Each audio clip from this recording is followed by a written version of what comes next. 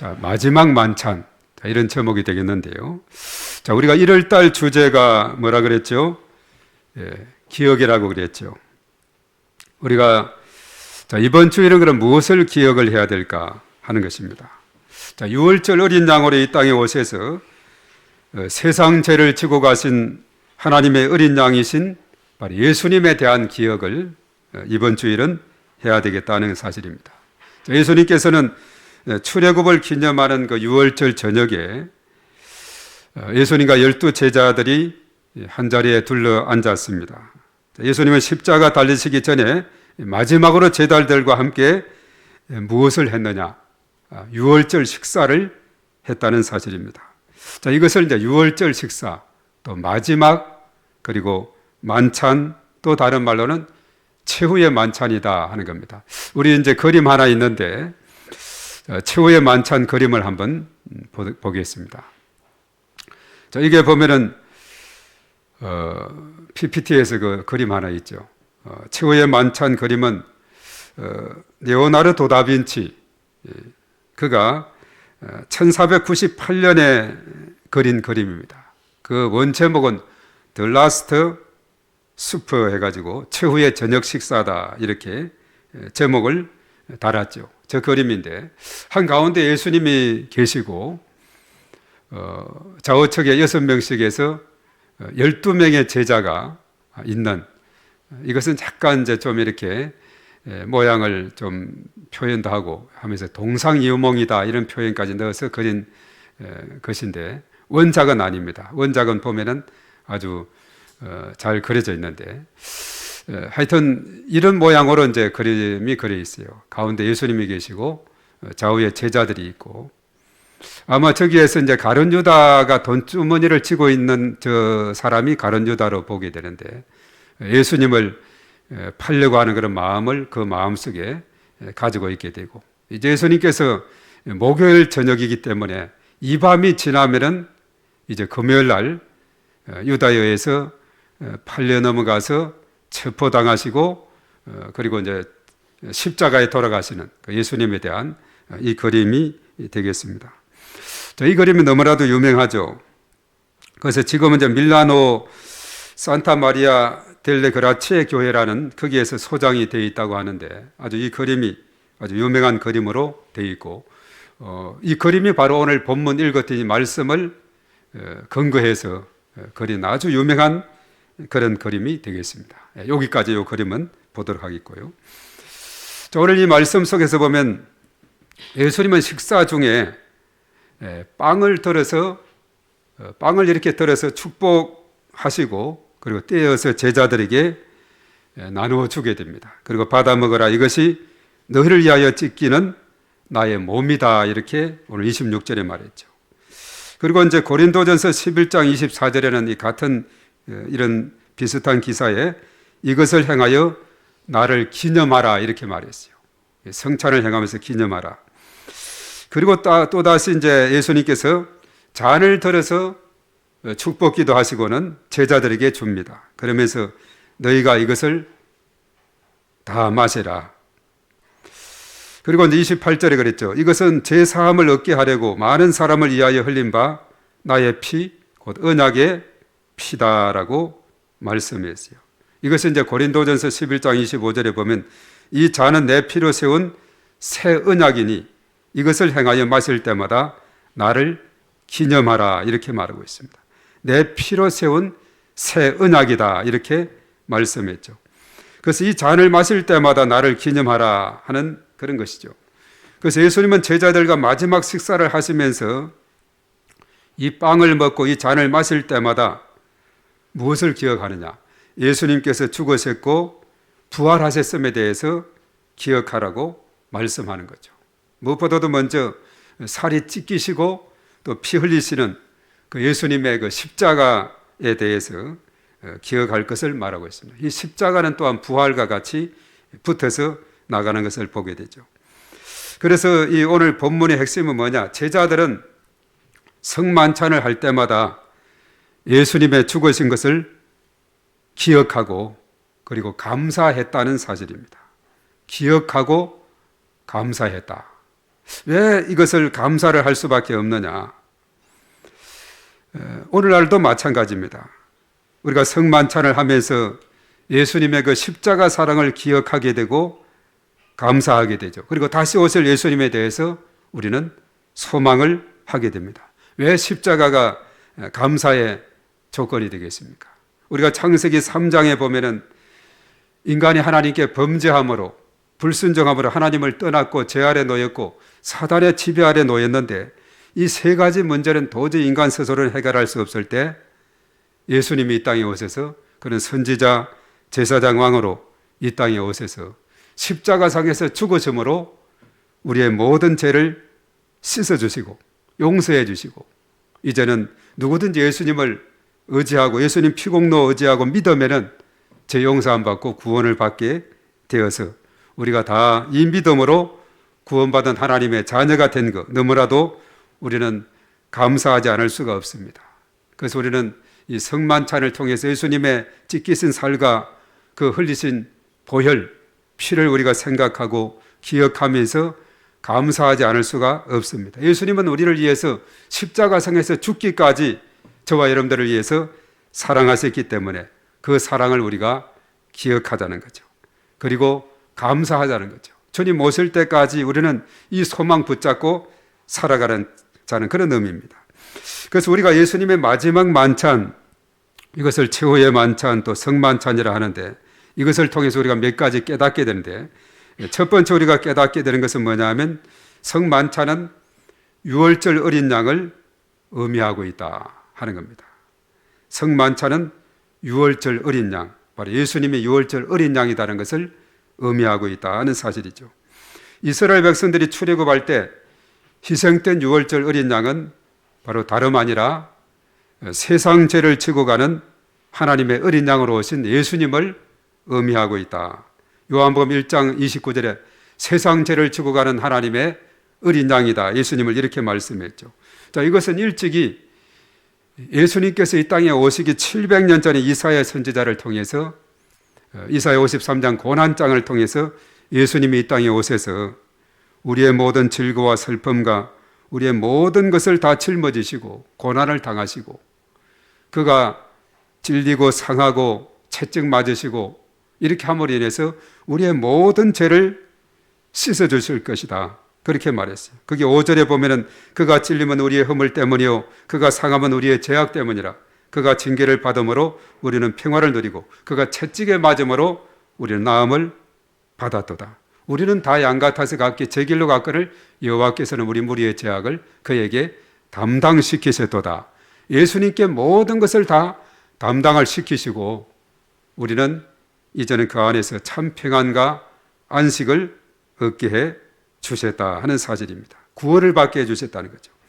그래서 출애굽 당시에 좌우 문설주에 그리고 임방에 위쪽에 양의 피를 이렇게 바른 것은 어린 양의 그 피는 바로 예수님께서 십자가상에서 흘리신 그 피를 의미하고 있다는 것을 말해주고 있어요. 그래서 그것을 유월절로서 이제 대대로 기념하라고 말씀했었죠. 그래서 오늘날에도 바로 유월절, 특별히 예수님께서도 십자가 지신 때가 유월절 기간입니다. 그래서 유월절 그 기간에 예수님이 십자가를 지심으로 그 구약의 유월절 어린 양이 예수님을 통해서 그 성취된 그런 사건인 것을 우리가 깨닫게 되는 거죠. 그래서 예수님은 하나님의 세상을 구원하시기 위해서 유월절 어린 양으로 이 땅에 오셨고 제자들과 함께 마지막 만찬을 하시면서 성만찬을 제정하셨고 십자가상에서 피 흘려 죽으심으로 우리의 죄를 속죄해 주셨다는 것입니다. 그래서 히브리서 기자는 너무나도 잘 언급하고 있어요. 단번에 죽으심으로 영원한 속죄를 이루었다. 그래서 히브리서 9장 12절에 그랬죠. 염소와 송아지의 피로 하지 아니하고 오직 자기의 피로 영원한 속죄를 이루사 단번에 성소에 들어가셨느니라. 그래서 구약시대 출애굽 때 유월절 어린 양은 양과 그리고 이제 염소 또 송아지 이런 거 짐승의 피를 잡아서 피를 흘리게 된 거죠. 그런데 이제 신약 시대에 와서 예수님께서는 자신의 피로 영원한 속죄를 이루었어요.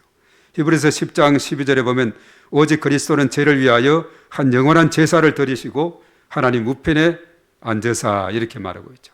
지금 하나님 우편에 계시면서 장차 이 땅에 재림의 주로 예수님께서 오시게 될 것입니다. 이제는 더 이상 짐승의 피를 양이나 염소나 송아지나 이런 짐승의 피를 반복적으로 잡아서 제사를 드릴 필요가 없게 됐습니다. 왜냐? 예수님께서 단번에 죽으심으로 영원한 속죄를 이루었기 때문에 그랬습니다. 그래서 성만찬을 제정하시면서 나의 피, 곧 언약의 피다 이렇게 말했죠. 언약을 강조했어요. 이 잔은 내 피로 세운 새 언약이다 이렇게 말했거든요. 새 언약이다. 이 새 언약이라는 것이 뭐냐 하면 이것이 바로 이제 신약이고 그리고 거기에 대비해서 옛 언약이 바로 구약이 되는 것이죠. 그래서 구약에서는 어린 양인 짐승의 피, 그것이 바로 옛 언약이고 구약이고 신약에서 어린 양이 쓴 예수님의 피는 새 언약, 신약이 되는 거예요. 이것이 이제 일찍이 예레미야 선지자를 통해서 예언했죠. 예레미야 31장 31절에 여호와의 말씀이니라. 보라, 날이 이르리니 내가 이스라엘 집과 유다 집에 새 언약을 맺으리라 이렇게 말했어요. 새 언약. 이런 새 언약이 언급이 되면서 신약이 있고 신약이 있으니까 구약이 있게 되고 그래서 성경은 구약과 신약으로 나누어지게 되는 거죠. 이 언약이 왜 새 언약이 필요하게 됐느냐? 예레미야 31장 그 32절에 보면 그랬습니다. 이 언약은 내가 그들의 조상들의 손을 잡고 애굽 땅에서 인도하여 내던 날에 맺은 것과 같지 아니할 것은 내가 그들의 남편이 되었어도 그들이 내 언약을 깨뜨렸음이라. 여호와의 말씀이니라. 그러나 그날 후에 내가 이스라엘 집과 맺을 언약은 이러하니 곧 내가 나의 법을 그들의 속에 두며 그들의 마음에 기록하여 나는 그들의 하나님이 되고 그들은 내 백성이 될 것이라. 여호와의 말씀이니라. 예레미야 선지자가 새 언약에 대해서 이렇게 예언을 했어요. 이것이 때가 되어서 성취가 된 것이라는 사실입니다. 그래서 특별히 이 성만찬은 유월절 어린 양 대신 예수 그리스도에 대한 그런 기억을 우리에게 심어주는 그런 말씀이다 하는 사실입니다. 그리고 이제 두 번째로 생각할 것은 성만찬의 떡과 잔은 뭐냐? 예수님의 살, 찢기신 살, 그리고 흘리신 피를 의미하고 있다는 사실이에요. 성만찬할 때 떡은 예수님의 몸을 의미한다 그랬죠. 예수님은 떡을 가지사 축복 기도하신 후에 제자들에게 떼어주면서 받아 먹어라. 이것은 내 몸이다 라고 오늘 26절에 말했어요. 또 잔을 이제 가지시고 또 축복 기도하셨는데 이 잔은 예수님이 십자가에서 흘리신 피를 의미하고 있습니다. 포도주, 붉은 포도주, 피를 의미하고 있습니다. 예수님은 잔을 가지고 감사기도 하십니다. 그리고 제자들에게 주셨죠. 너희가 다 이것을 마시라. 이것은 제 사함을 얻게 하려고 많은 사람을 위하여 흘린 바 나의 피 곧 언약의 피다. 오늘 27절 28절에 말씀했어요. 이렇게 예수님은 성만찬을 통해서 떡과 잔을 주신 것처럼 몸소 십자가상에서 몸을 찢기셨고 피를 흘리셨다는 사실이죠. 우리 그리스도인들이 성만찬에 참여하여 떡과 잔을 먹고 마시는 것은 예수님의 몸과 피를 먹고 마시는 것과 같은 것이다 하는 사실이에요. 우리가 가장 가까이는 지난 송구영신 예배 때 우리가 성만찬식을 하게 되었어요. 또 오늘도 이 시간도 할까 하다가 얼마 전에 했기 때문에 생략하는데 그것을 우리가 기억하면서 떡을 먹고 잔을 우리가 마시면서 바로 찢기신 예수님의 살과 흘리신 보혈, 그 피를 우리가 기억하게 되는 거죠. 그래서 이렇게 떡을 먹고 빵을 먹고 잔을 마심으로 인해서 예수님의 그 삶에 우리가 참여하고 동참하는 이런 것이에요. 그런데 당시 유대인들은 이것을 이해하지 못하고 그 뜻을 이해하지 못하고 오해를 했습니다. 그들이 글자 그대로 그것을 이해를 해서 그리스도인들은 살과 피를 먹는 그런 자가 누굽니까? 식인적으로 폐마하기도 했다는 사실입니다. 그러나 이것은 성만찬에 참여하는 것은 영적인 깊은 의미가 있습니다. 예수님의 몸과 피를 먹고 마시는 것이 되는데 그래서 이 초대교회는 매 주일마다 성만찬을 했다고 해요. 왜냐하면 예배에서 말씀 선포, 설교는 선포된 말씀이고 성만찬은 보이는 말씀이다 해가지고, 그래서 우리가 귀로 듣기도 하지만은 실제로 우리가 빵을 먹고 잔을 마심으로 인해서 우리가 직접 우리가 거기에 참여하게 되는 거죠. 그래서 성만찬을 먹고 마심으로 예수님을 내 안에 모시고 예수님과 하나가 되고 예수님의 생명으로 충만하게 되는 것이다. 이것을 의미하고 있다는 거예요. 그래서 성만찬이 너무나도 중요한 거죠. 그런데 성만찬과 야고보에 대한 그런 이야기가 초대교부터 전해오는 그런 이야기가 있습니다. 예수님이 성만찬을 제정하실 때 그 당시 이제 야고보는 12제자가 아니었어요. 예수님의 동생 야고보가 그 자리에 있었는데, 그런 예수님이 유대 나라의 왕이 될 것이라고 확신을 했지만은 십자가를 지신다는 그 말씀에 초조하고 불안해했어요. 성만찬할 때 내 몸을 먹어라, 내 피를 마시라 하는 말씀에 몸을 먹어라 그리고 피를 마시라는 말씀에 마음이 편치 않았어요. 그래서 안 먹고 그냥 안 마시고 그 자리를 뛰쳐 나가 버렸다는 겁니다. 그 후 예수님은 십자가에 돌아가셨고 그리고 부활하셨죠. 그때 그는 회개했습니다. 진정으로 예수님의 제자가 되었어요. 그 성찬이 그렇게 중요한지를 그는 몰랐습니다. 그리고 부활하신 예수님께서 많은 사람들에게 나타났죠. 12제자에게도 나타나고 또 500여 형제에게 나타나고, 그리고 이 야고보에게 직접 나타난 거예요. 고린도전서 15장 7절에 그 후에 야고보에게 보이셨으며 그 후에 모든 사도에게와 그리고 바울 자신에게도 직접 나타나셨다, 이렇게 말했거든요. 그 야고보에게 나타났어요.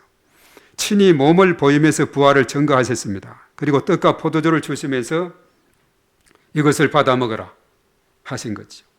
그런 나 같은 죄인을 어찌하여 이렇게 끝까지 사랑하십니까 하고 감격해 했다는 겁니다. 그리고 그가 전적으로 헌신했어요.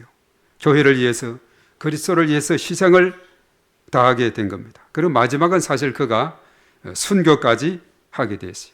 그래서 예수님의 동생 야고보에 대한 것은 우리가 사도행전 15장에 보면 예루살렘 회의가 있게 되는데, 사도 바울이 1차 전도 여행을 13장, 14장에 쭉 구브로로부터 해가지고 특히 오늘날 소아시아 지역 일대를 갔다 오게 되죠.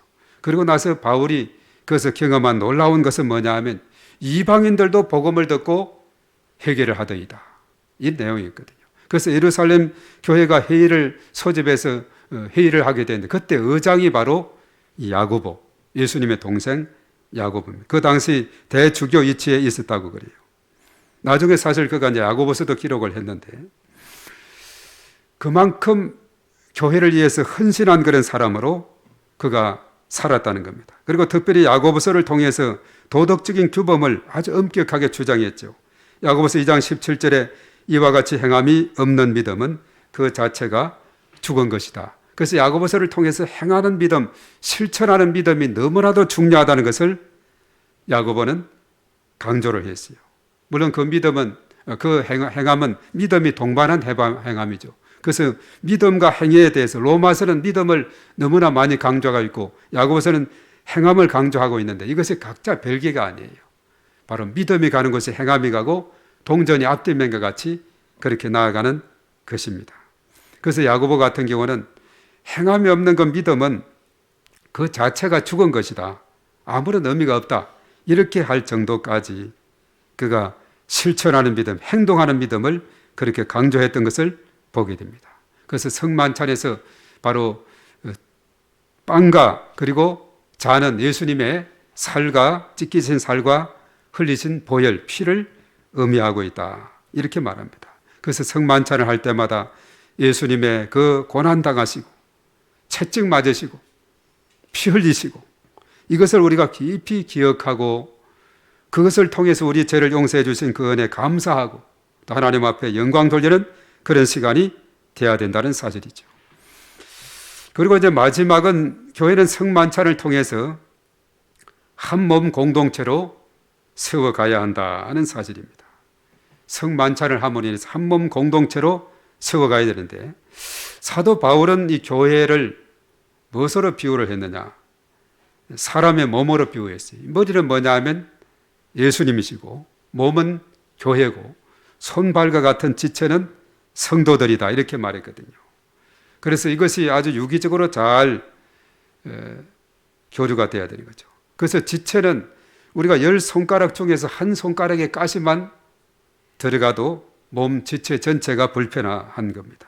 그래서 교회는 한 몸 공동체로 든든히 세워가야 된다 하는 것인데, 그래서 이 성만찬은 우리가 참여할 수 있는 사람이 어떤 사람이냐? 세례를 받은 사람이어야 돼요. 그 세례를 통해서 정식으로 몸의 지체가 되는 거죠. 정회원이 되는 겁니다. 교회 전도해서 왔다고 해서 정회원이 아니에요. 세례를 받아야 정회원이 되죠. 그리고 성만찬을 통해서 지체들이 한 몸으로 연합하게 된다. 그래서 세례를 받은 정회원들이 이렇게 성만찬을 통해서 한 몸의 연합을 이룬다, 이렇게 말하고 있어요. 그래서 우리 교단 헌법에도 제3장의 예배 규범이다 해가지고 그 24조에 보면은 예배와 성례전이다 해서 아주 자세하게 잘 기록을 하고 있습니다. 예배와 성례전은 다음과 같다 했어요. 예배는 하나님께 대한 최고의 인간의 최고 행위로 하나님은 영이시니 예배하는 자가 신령과 진정으로 예배할지니라. 요한복음 4장 24절의 말씀 근거했죠. 그래서 본교회는 공예배를 다음과 같이 정한 시간에 드린다. 주일 낮 예배, 주일 오후 예배, 또 저녁 예배, 수요일 밤 예배, 이것을 이제 언급하고 있어요. 그러면서 성례전에 대해서는 이 성례전이 뭐냐? 세례 예식과 성찬 예식으로 구분한다 했는데, 세례 예식은 주 예수는 하나님의 아들이요 우리 구주와 믿음과 제사함을 받아 하나님의 자녀됨을 증거하는 표가 되는 성례이다. 정회원, 또 성찬에 참여할 수 있는 자격이 주어지는 것이 세례가 되는 거죠. 그리고 성찬 예식은 뭐냐? 성찬은 주 예수 그리스도께서 친히 세우신 예식이니, 그렇죠. 오늘 이 본문의 말씀, 또 고린도전서 11장에도 나오고 우리가 사복음서에 이런 언급들이 쭉 나오고 있죠. 예수님이 직접 세우신 예식이니 곧 그리스도께서 우리 죄를 대속하시기 위하여 십자가 위에서 몸을 찢기시고 피 흘리심을 기념하여 우리의 신앙을 더욱 깊이 하는 예식이다라고 우리 헌법에서도 아주 잘 설명을 해주고 있습니다. 그래서 예수님이 제정하신 성만찬을 통해서 우리 교회는 어떤 공동체를 세워가야 할 것인가, 간략하게 몇 가지로 살펴보자면, 첫 번째는 한 몸 공동체로 세워가야 된다는 겁니다. 오늘 26절에 예수님이 떡을 떼어서 제자들에게 떼어주셨죠. 그래서 교회는 성만찬을 통해서 지체들이 서로가 떡을 나누며 빵을 나누며 이렇게 이제 그것을 먹고 하면서 한 몸 공동체임을 다시 한번 재확인하는 그런 계기가 돼야 된다는 사실이에요. 한 공동체로서 모두가 정회원 된 사람들이 함께 저는 참여함으로 인해서 우리는 한 몸 공동체다, 이것을 나타내고 있고, 그리고 우리는 종말론적인 공동체의 특징을 지닙니다. 예수님이 성만찬을 제정하면서 오늘 29절에 말했죠. 이제부터 내 아버지의 나라에서 새 것으로 너희와 함께 마시는 날까지 마시지 않을 것이다. 내 아버지의 나라에서 새 것으로 너희와 함께 마시는 날까지, 종말의 그때까지 언급하죠. 그래서 교회는 성만찬을 통해서 천국을 소망하는 종말론적인 공동체가 되어야 된다. 예수님께서 십자가에서 죽으시고 부활 성천하셔서 지금 하나님 우편에 계신다고 말씀을 했죠. 다시 오실 그 주님을 우리가 기대하고 소망하면서 그 소망의 끈을 놓지 않고 끝까지 붙잡고 나아가는 종말론적인 신앙의 공동체를 지녀야 된다 하는 겁니다. 그리고 이제 마지막은 어떤 공동체냐면 사랑의 공동체를 가져야 된다는 사실이죠. 이 성만찬은 예수님의 몸과 피를 의미하지만은 예수님의 십자가 죽음을 기념하는 것으로 끝나면은 안 되는 겁니다. 교회는 성만찬을 통해서 예수님의 십자가의 희생을 본받아서 서로 희생하는 사랑의 공동체가 되어야 된다는 겁니다. 바로 예수님의 십자가는 무엇을 의미하느냐? 가장 큰 사랑을 우리에게 보여준 것이거든요. 하나님의 사랑을 우리에게 확정한 것이거든요. 그 사랑에 우리는 빚진 자라는 겁니다. 그래서 사랑의 빚진 자로서 이제는 이 성만찬을 통해서 우리는 위로는 하나님을 사랑하고 옆으로는 이웃을 사랑하는 삶을 살아가야 된다. 이것을 말씀을 해주고 있는 것입니다. 그래서 우리가 금년표로 하나님을 사랑하고 이웃을 사랑하는 교회가 됩시다. 이렇게 한 것이 바로 이러한 근거에 있는 겁니다. 예수님이 십자가상에서 고난당하시고 살이 찢기시고 피 흘리심은 우리가 요한복음 15장 13절에 사람이 친구를 위하여 죽는 것보다 더 큰 사랑이 없다고 했듯이 죽음으로 가장 큰 사랑을 우리에게 주신 거예요. 그는 근본 하나님과 같은 분이지만 낮고 천한 이 세상에 인간의 몸으로 오셔서 그는 죄가 없는 분이지만은 우리의 죄 때문에 십자가상에서 피 흘려 죽으셔야만 했다는 사실입니다. 그 사랑, 그 은혜를 우리가 기억할 때 우리는 사랑에 빚진 자, 하나님의 은혜 아래 살아가는 그런 자가 되는 거죠.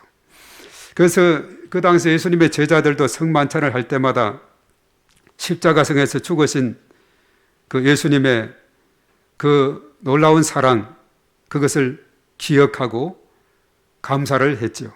마찬가지로 우리들도 늘 예수님의 십자가 사랑을 기억하고 감사하면서 살아가는 우리의 삶이 되어야 될 줄로 믿습니다. 우리가 2025년을 우리에게 하나님께서 선물로 주었어요. 참 감사한 일이죠. 우리는 한 치 앞도 알 수 없고 하루 일을 알 수 없다 그랬어요. 내일 무슨 일이 일어날지 알지 못하는 그런 세상이라고 잠언서 27장 1절에 말씀했죠. 그럼 오늘 저희들에게 새해를 주시고 또 이렇게 저희들이 하나님 앞에 예배드릴 수 있는 이런 시간을 주시고 2025년을 저와 여러분들에게 허락해 주신 것 너무나도 감사하고 금년 한 해를 살아가면서 하나님께서 독생자를 통해서 베풀어 주신 그 놀라운 사랑에 우리가 감사하면서 그 사랑을 전파하는 삶을 우리가 살아야 될 줄로 믿습니다. 하나님 사랑을 전파하는 가장 여러 가지 많은 방법이 있어요. 그것은 이제 우리가 계속해서 오늘 오후도 그렇습니다만 매 주간 이제 이웃 사랑을 우리가 어떻게 할 것인가. 하나님 사랑과 이웃 사랑은 떨어진 것이 아니라 그랬어요. 그래서 우리 눈에 보이는 실제로 우리가 피부로 느낄 수 있는 이웃 사랑은 우리가 어떻게 할 것인가. 이것에 대해서 몇 주간 우리가 오후 시간을 통해 살펴보고자 하는데 특별히 이웃 사랑에 있어서 뺄 수 없는 것 중에 하나가 지옥 갈 영혼을 천국으로 인도하는 것 너무나도 중요한 사랑의 실천인 줄로 믿습니다. 세상에서 소망이 없고 방황하고 고통과 흑암의 절망 가운데 살아가는 자들에게 복음의 빛을 심어주고 너희는 세상에 빛이라 소금이라 했으니 이 빛을 심어주고 그들에게 구원의 길을 인도하는 것 너무나 중요하죠. 그래서 우리 표 안에서도 153 운동이 있습니다. 이것을 활발하게 진행하고 이렇게 나아갈 때에 이웃 사랑이 효과적으로 실천되는 놀라운 일이 일어나게 될 줄로 믿습니다. 그래서 153이 구체적으로 실천되기 위해서 가만히 생각해 봤어요. 이것을 어떻게 우리가 실천하면 되겠는가? 단계별로 기도하는 중에 이번 1월 달하고 2월 달 내내 우리가 간절히 기도하면서 153 5명의 영혼을 품고 기도하자 했는데 이 5명 품을 수 있는 영혼이 누구인가? 간절히 기도하면서 이번 달하고 2월 달 한 2달 동안 찾는 거예요. 그리고 이제 이름을 적어요. 그래서 전도부에서 오이코스 대상 명단을 저 뒤에 두면은 거기에다 이름을 적어 놓는 겁니다. 그리고 나서 이제 간절히 기도하면서 이제 행동으로 153 5명의 영혼을 품고 하나님 앞에 간절히 기도하면서 3명은 어떻게 하느냐? 5월 25일 5월 마지막 주일 우리 성결교단 주일이죠. 전도주간입니다. 그때 한 분 모셔오고 10월 세 번째 주일 추수감사 주일에 한 분 모셔오고 그리고 12월 25일 성탄절에 한 분 모셔오고 이렇게 하면은 153이 완성되고 성취되는 놀라운 역사가 일어나게 될 줄로 믿습니다. 그래서 하나님 사랑과 이웃 사랑의 최고는 뭐냐면 복음의 빚진 자여 사랑의 빚진 자 되어서 보답하며 살아가는 그런 삶이 되는 줄로 믿습니다. 이러하게 될 때 하나님께서 큰 영광 받으시고 우리 각자의 삶 가운데 놀라운 축복으로 인도하여 주실 것을 믿습니다. 우리 주님의 한없는 은혜가 언제나 우리 가운데 저의 또한 모든 삶 가운데 충만하게 되시기를 주님의 이름으로 축복합니다. 오늘 이 시간 우리가 하나님 앞에 기도하며 나가기를 원합니다. 기도하기 전에 주의 보좌로 나아갈 때 우리 함께 먼저 찬양하고 하나님 앞에 기도하도록 하겠습니다.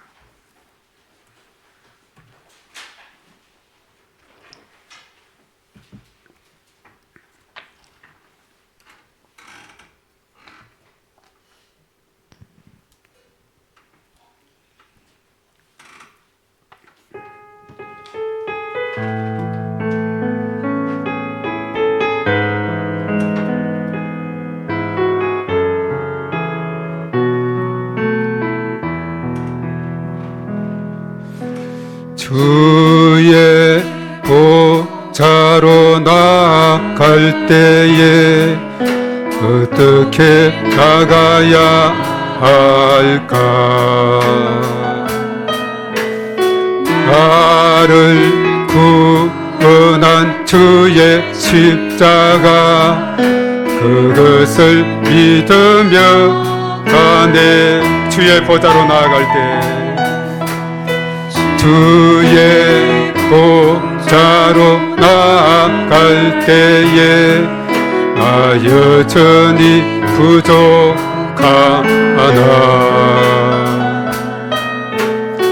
나를 품으신 주의 그 사랑 그것을 믿으며 가네. 자격 없는 내 힘이 아닌 자격 없는 내 힘이 아닌 오직 예수님의 보혈로 자격 없는 내 힘이 아닌 오직 예수님의 보혈로 오직 예수님의 보혈로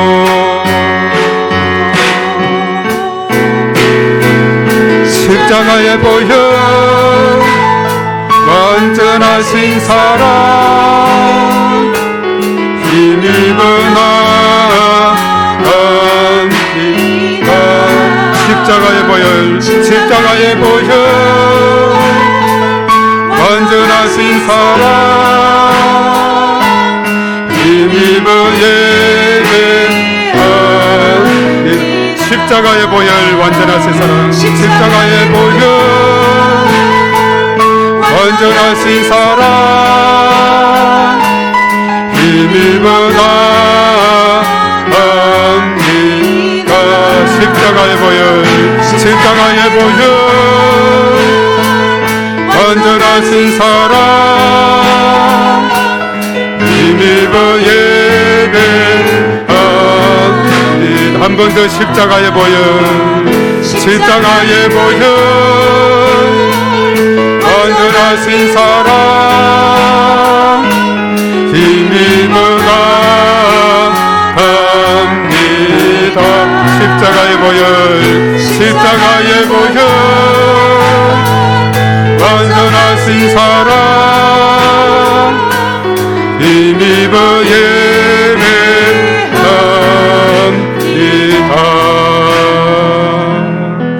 아멘. 그렇습니다. 십자가의 보혈 그 보혈로 우리의 죄를 씻어주신 것 너무나도 감사하며 또 이 시간 하나님 앞에 기도하며 나가기를 원합니다. 찢기신 그 살과 또한 흘리신 피가 우리를 정결케 했습니다. 우리를 죄로부터 벗어나게 했습니다. 자유케 했습니다. 이제는 하나님의 자녀가 되었습니다. 하늘 시민권을 가졌습니다. 영원한 소망을 품고 살아갈 수 있도록 인도하셨어요. 얼마나 감사한지 모릅니다. 이것을 기억하며 감사하는 시간 되기를 바랍니다. 오늘 이 시간 다 같이 주여하고 통성으로 기도하겠습니다. 주여!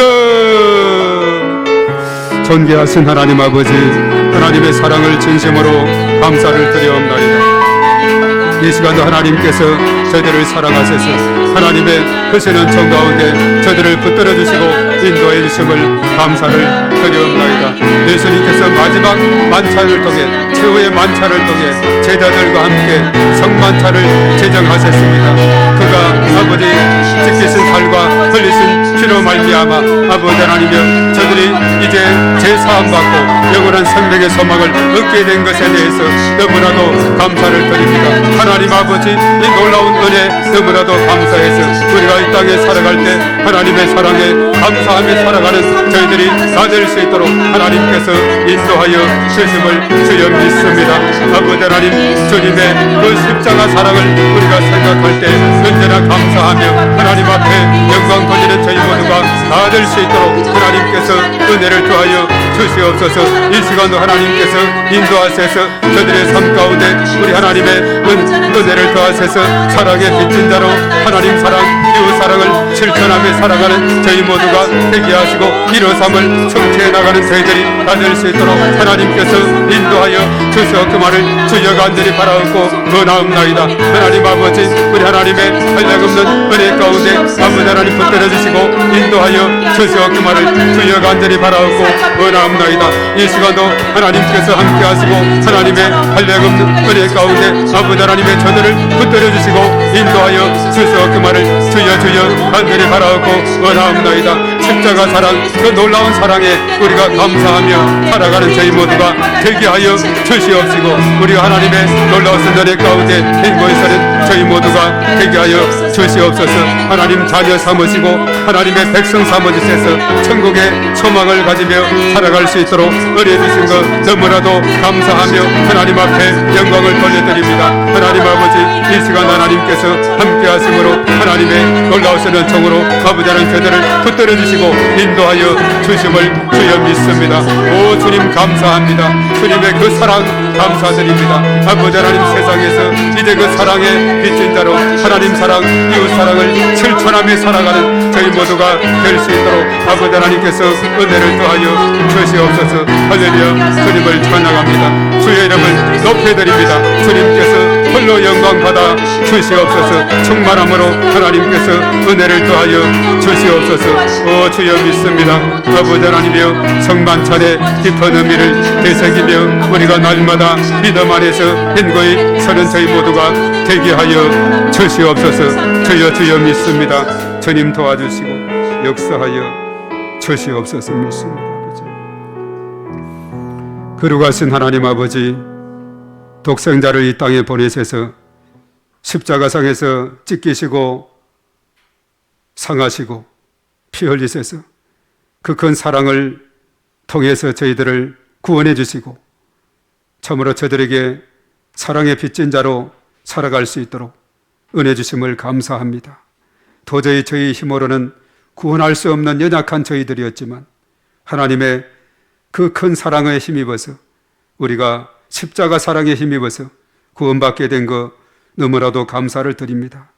우리가 성만찬의 그 시간대마다 예수님의 살과 피를 기억하며 감사하며 또한 그 은혜를 늘 기억하며 살아가는 저희 모두가 될 수 있도록 은혜를 더하셔서 그 하나님께는 영광이 되고 이웃들에게 그리스도의 사랑을 실천하며 살아가는 그런 복된 삶이 저들의 삶 가운데서 펼쳐지게 도와 주시옵소서.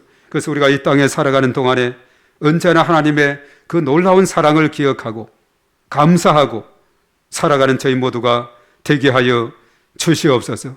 주님 감사합니다.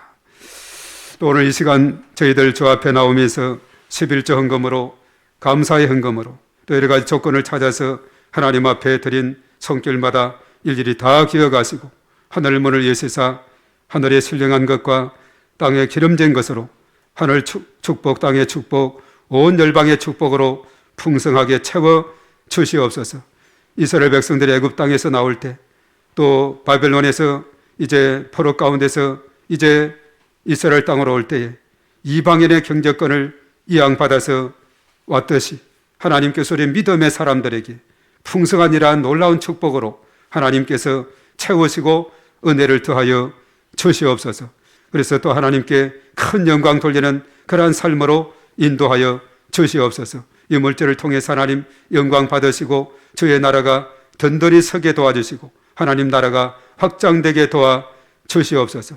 또한 몸된 교회를 위해서 여러모로 애쓰고 수고하고 중보하며 또한 이름 없이 빚도 없이 이렇게 헌신하며 나아가는 모든 심령 가정 자녀손 범사의 모든 삶 가운데 하나님께서 한량없는 은혜를 더하시고 우리 하나님께서 크신 축복으로 인도하여 주시옵소서. 그래서 언제나 주의 도우심 가운데 늘 복되게 하시고 형통함으로 하나님께서 은혜를 더하여 주시옵소서.